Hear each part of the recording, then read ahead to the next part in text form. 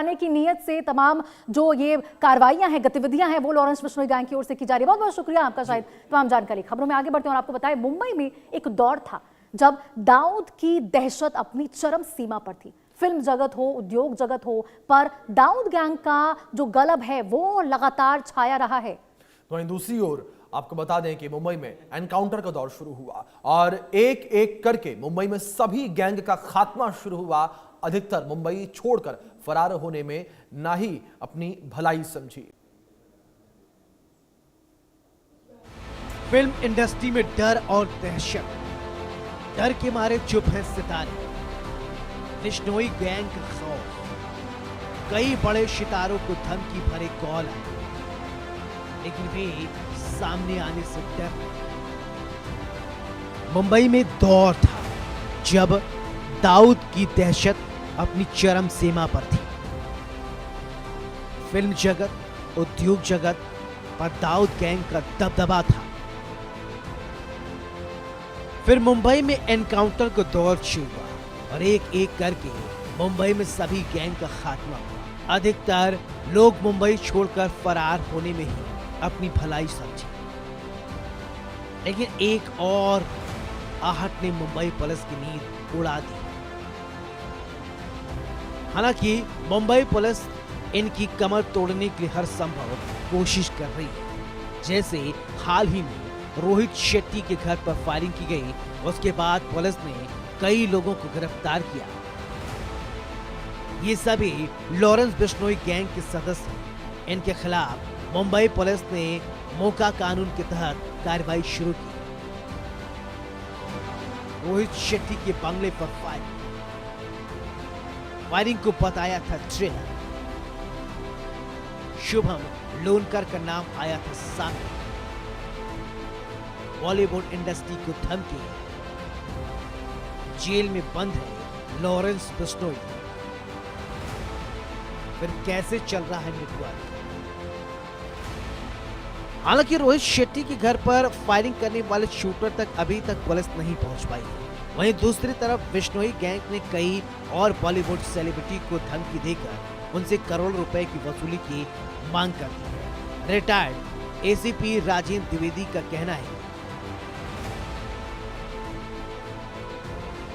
दाऊद और लॉरेंस के तरीके एक ही हैं, दहशत पैदा करो और वसूली करो। लॉरेंस बिना पॉलिटिकल सपोर्ट के इतना बड़ा कैसे बन सकता है?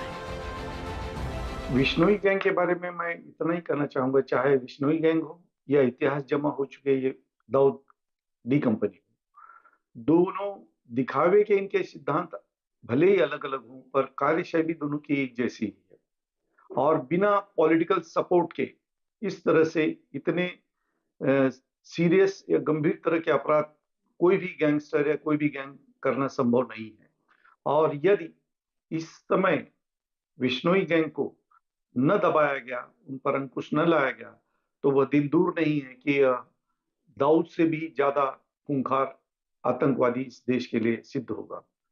बस यही मैं बिश्नोई गैंग के बारे में यहाँ कहना चाहूंगा कि इस पर तुरंत नियंत्रण करना आवश्यक है, कंट्रोल करना आवश्यक है।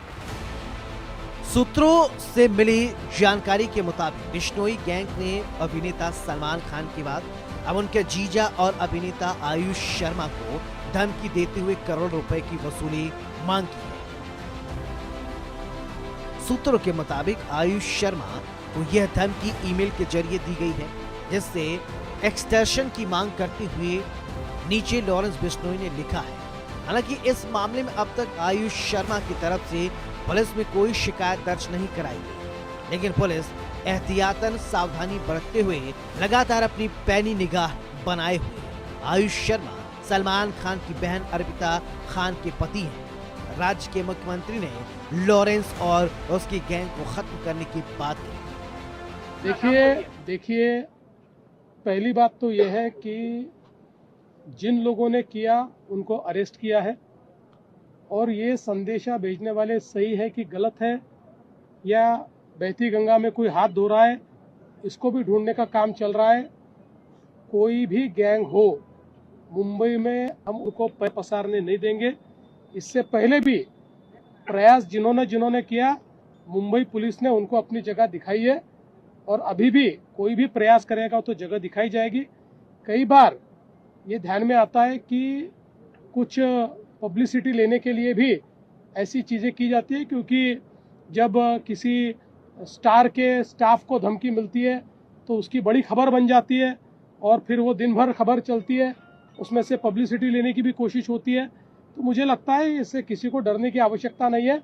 मुंबई पुलिस ये बहुत सक्षम है, ढूंढ कर निकालेगी और ठोकेगी। सूत्रों के अनुसार आयुष शर्मा के अलावा बिश्नोई गैंग के बॉलीवुड के मशहूर अभिनेता रणवीर सिंह को धमकी दी है।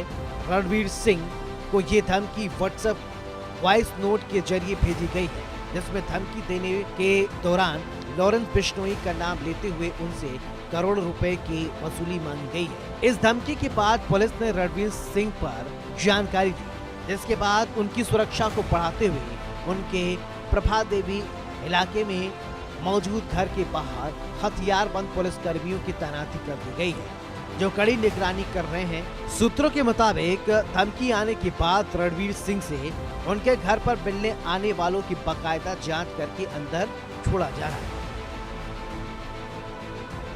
बताया जा रहा है कि आयुष शर्मा और रणवीर सिंह को ये धमकियां रोहित शेट्टी के घर पर 31 जनवरी की रात हुई फायरिंग के बाद भेजी गई है। इसके पीछे शुभम लोनकर, आरजू बिश्नोई, हैरी बॉक्सर और हरमन संधू का नाम है। सूत्रों का दावा है कि रोहित शेट्टी के घर पर फायरिंग के जरिए दहशत और डर फैलाना बिश्नोई गैंग आयुष और रणवीर के अलावा कई और बॉलीवुड सेलिब्रिटी से वसूली करने की कोशिश कर रहा है। हालांकि इन धमकियों के आने के बाद पुलिस अपने स्तर पर जांच में जुटी है। सूत्रों के अनुसार मुंबई क्राइम ब्रांच की जांच में ये भी सामने आया है कि शेट्टी के घर पर फायरिंग करने से पहले बिश्नोई गैंग के गुर्गों के कई और बॉलीवुड सेलिब्रिटी के घर से रेकी की थी। बताया जा रहा है जांच के बाद बिश्नोई गैंग से जुड़े कुछ संदिग्धों की मोबाइल लोकेशन कई बॉलीवुड सेलिब्रिटियों के घर के बाहर मिली है। इस जानकारी के बाद क्राइम ब्रांच इससे जुड़े सुरागों को इकट्ठा करने में जुटी हुई है। सूत्रों का दावा है कि बिश्नोई गैंग ने रेकी करने की जिम्मेदारी अपने अलग गुर्गों को सौंपी थी। इस मामले में आगे की जांच जारी है।